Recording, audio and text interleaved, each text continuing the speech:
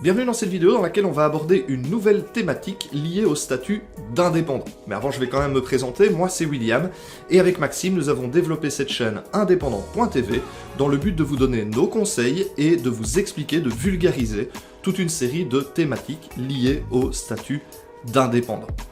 Alors une question qu'on nous pose souvent avec Maxime, ou en tout cas un souhait de beaucoup d'indépendants en début d'activité, c'est comment est-ce que je pourrais faire pour avoir plus de clients. Alors c'est une question qui est très très large et il y a plein de manières de faire en sorte d'avoir plus de clients, de la visibilité sur internet, de la visibilité dans la vie de tous les jours, etc. etc. Mais une autre manière aussi d'avoir plus de clients, parce que avoir des gens qui vous voient, bon, c'est bien, mais ces gens, il faut les transformer en clients. Et donc on va s'occuper de ça, c'est-à-dire la négociation, l'entretien commercial.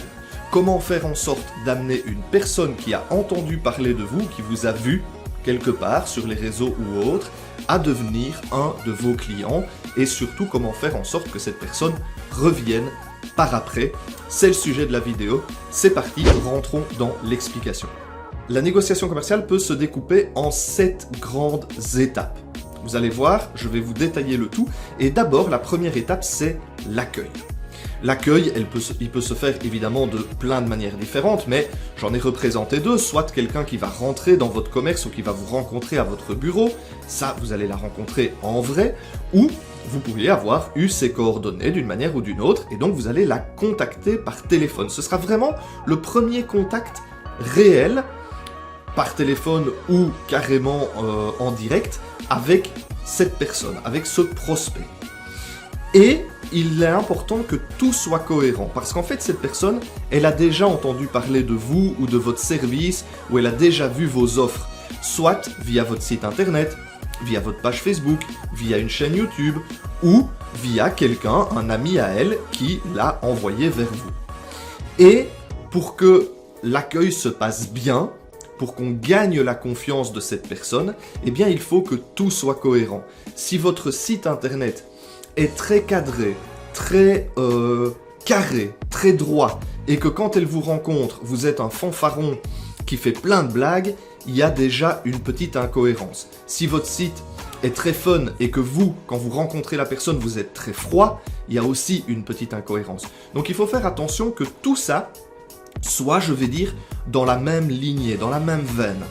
Donc, au moment de la rencontre ou quand vous avez la personne au téléphone, eh ben, il faut qu'il ressente les mêmes émotions que quand il vous a vu sur votre page Facebook ou quand il a vu vos offres sur votre page Facebook ou sur votre site internet. L'objectif de cette première étape, ça va être de gagner la confiance de ce futur client. C'est le plus important. Cette étape-là, elle doit durer autant qu'il faut pour que la personne puisse avoir confiance en vous. Et donc mes conseils, eh bien c'est que tout, je l'ai déjà dit, doit être cohérent, du site, de la page Facebook à la manière dont vous discutez, vous rencontrez cette personne. Surtout, laissez la personne s'exprimer. Plus elle va parler, plus elle va vous expliquer ses problèmes, qui elle est, plus elle vous donne des infos importantes pour la suite, mais aussi plus elle se met en confiance toute seule. Et faites des liens avec d'autres clients, surtout si elle vient de la part d'un ami ou d'un membre de sa famille. N'hésitez pas à faire des liens, à parler de ces gens qu'elle connaît déjà et avec qui vous avez une bonne relation.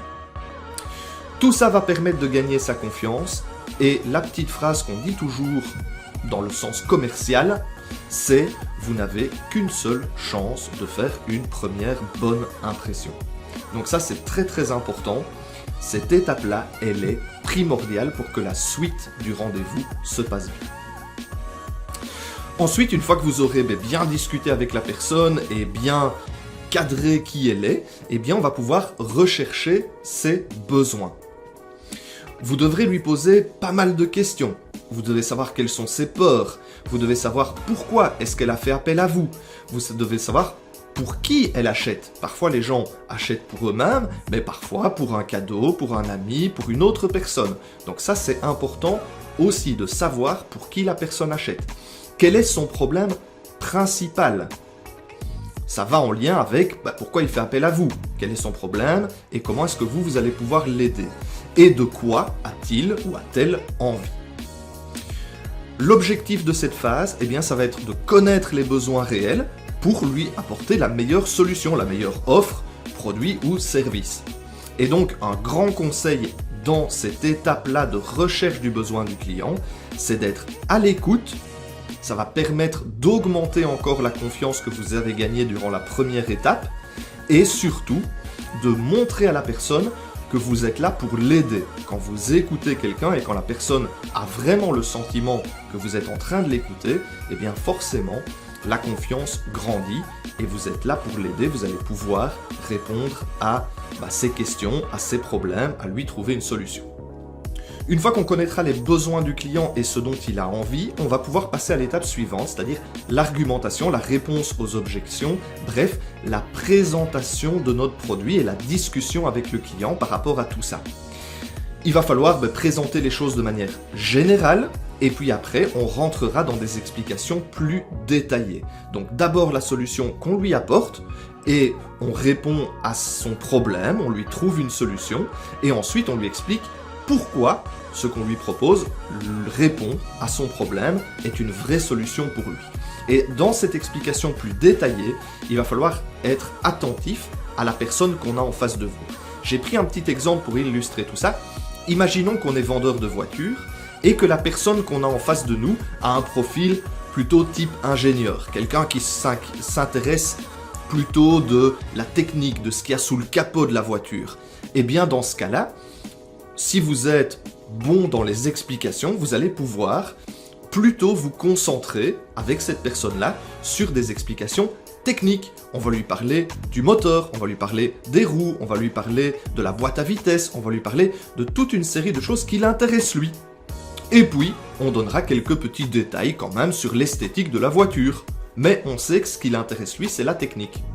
Si maintenant vous avez plutôt eu en face de vous, pendant tout le début du rendez-vous, de l'entretien, quelqu'un qui est plus un showman, qui est là pour montrer une belle voiture et qui s'en fout un peu de ce qu'il y a sous le capot, eh bien alors, si vous êtes de nouveau un bon commercial, vous allez plutôt, pour cette personne-là, orienter votre discours sur des explications par rapport à l'esthétique. On peut changer la couleur du toit, on peut mettre des stickers, on peut changer la couleur des rétros, on peut faire plein de choses au niveau esthétique, et on gardera toute la technique plus pour du détail, pour dire, voilà, on peut tout faire à ce niveau-là, et en plus, elle a un bon moteur. Mais donc, l'important dans cette étape-là, ça va être de s'adapter à la personne qui est en face de nous. Ça montrera aussi, si on sait faire ça, qu'on l'a bien écouté avant et qu'on a compris qui elle était. Et donc forcément, ça renforce encore plus la confiance que la personne a en vous. L'objectif de cette étape, ça va être de détailler nos solutions et de lui montrer que ça répond évidemment à ce qu'il nous a dit juste avant. Le grand conseil, vous l'avez compris, c'est vous adapter à la personne et de lui éventuellement proposer de tester. C'est pour ça que quand on va chercher une nouvelle voiture, en général, on nous propose d'aller faire un petit tour. Parce que si la personne peut se mettre à la place du conducteur, eh bien, il a déjà un peu plus encore envie de mettre la main au portefeuille, comme on dit.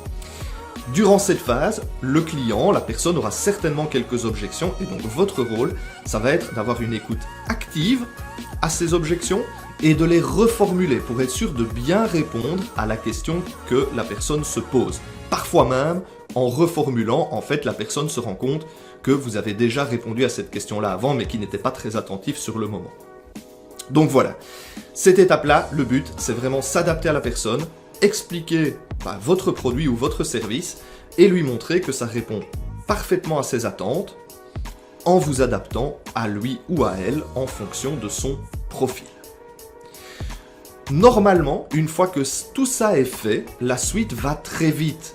On va présenter le prix et on va pouvoir négocier. En général, on essaye de présenter le prix en l'expliquant pourquoi c'est ce tarif-là, pour ne pas devoir faire de concessions. Si maintenant, on ne sait pas faire autrement, que la personne a de bons arguments et qu'on doit négocier un petit peu tout ça, ça dépend évidemment de l'activité dans laquelle on se trouve, eh bien, essayez de trouver un accord win-win, comme on dit en anglais, gagnant-gagnant. En général, une bonne négociation, c'est quand les deux parties sont satisfaites de ce qu'elles reçoivent. C'est-à-dire que le vendeur est satisfait du prix auquel il a vendu son service ou son produit, et que le client est aussi satisfait par le service ou le produit qu'il a reçu. Gardez ça en tête, une bonne négociation, c'est vraiment quand c'est gagnant-gagnant. Enfin, la dernière étape, forcément, conclusion, la personne, elle s'est rendue compte que votre produit ou votre service satisfait parfaitement à ses attentes, le prix a été négocié, discuté, on est bien d'accord là-dessus, et donc forcément, c'est la fin de la vente principale, entre guillemets, et le client est prêt à acheter. Maintenant, on n'a pas encore fini, parce que dans certains cas, c'est pas toujours possible, évidemment, on peut ajouter ce qu'on appelle la vente additionnelle. La vente additionnelle, ça permet d'augmenter le panier moyen de vos clients. Et j'ai fait un bête petit exemple, ça arrive souvent quand on va chercher une nouvelle paire de chaussures. Qu'est-ce qu'on nous propose une fois qu'on a choisi les chaussures? Vous prendrez bien la petite gomme à nubuck pour enlever les griffes ou le cirage qui va avec. Vous voyez, la petite vente additionnelle qui permet de faire passer la note de 80 à 90 ou 100 euros. Et donc en général, une vente additionnelle bien gérée, c'est en général 15-20% de chiffre d'affaires en plus, donc c'est évidemment non négligeable. Pensez-y, n'oubliez pas cette étape-là. Parfois c'est pas possible, mais dans les entreprises ou dans les business, je vais dire ça comme ça, pour lesquels c'est faisable, surtout ne l'oubliez pas. Et enfin, la dernière étape, bien évidemment, c'est la prise de congé en gardant la confiance du client. Oui, la personne, vous avez discuté avec elle, vous savez qui elle est, vous connaissiez ses problèmes, vous avez trouvé une solution, vous avez tout négocié, vous avez tout discuté, tout est fait. La personne est super contente, forcément, gardez sa confiance. Elle reviendra et il y a de fortes chances qu'elle fasse votre pub gratuitement en parlant de vous à ses amis, ses copains, sa famille. Donc, c'est très très important de garder la confiance de vos clients. Voilà ce que je pouvais dire par rapport à ce fameux thème de la négociation commerciale. Alors, je vais rajouter 2-3 petites infos, mais avant, j'ai un petit cadeau pour vous. Pour ceux qui sont en phase de démarrage ou en tout début d'activité, on a développé quelque chose de génial avec Maxime, c'est les 5 jours de conseils pour indépendants. Et donc, n'hésitez pas, vous retrouvez en description de la vidéo un petit lien. Vous cliquez dessus, forcément, vous remplissez les petits champs et vous recevrez pendant 5 jours un mail avec des nouvelles vidéos de conseils totalement gratuits pour jeunes indépendants. Donc n'hésitez pas. Et alors pour clôturer sur la négociation commerciale, normalement vous l'avez compris, mais l'étape la plus importante de toutes, c'est l'étape 1, l'accueil du client.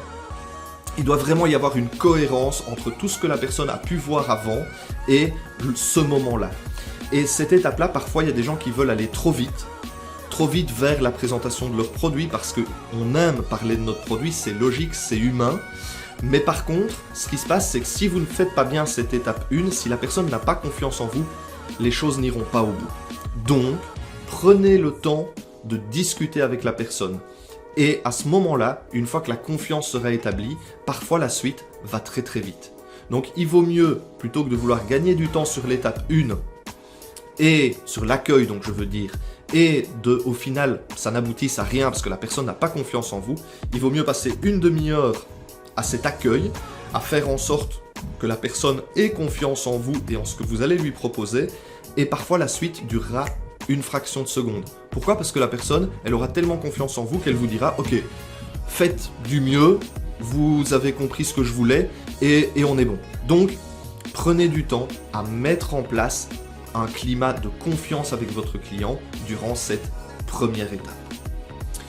Voilà, j'espère vous en avoir appris plus. Si vous aimez les thématiques liées au statut d'indépendant, si vous aimez le style de vidéo qu'on fait avec Max et nos conseils, n'hésitez pas à liker la vidéo, ça fait toujours plaisir, et surtout à vous abonner à la chaîne, comme ça quand on sortira de nouvelles vidéos, vous serez informé et vous pourrez aller voir la suite. Voilà, moi je vous dis à très bientôt dans une nouvelle vidéo.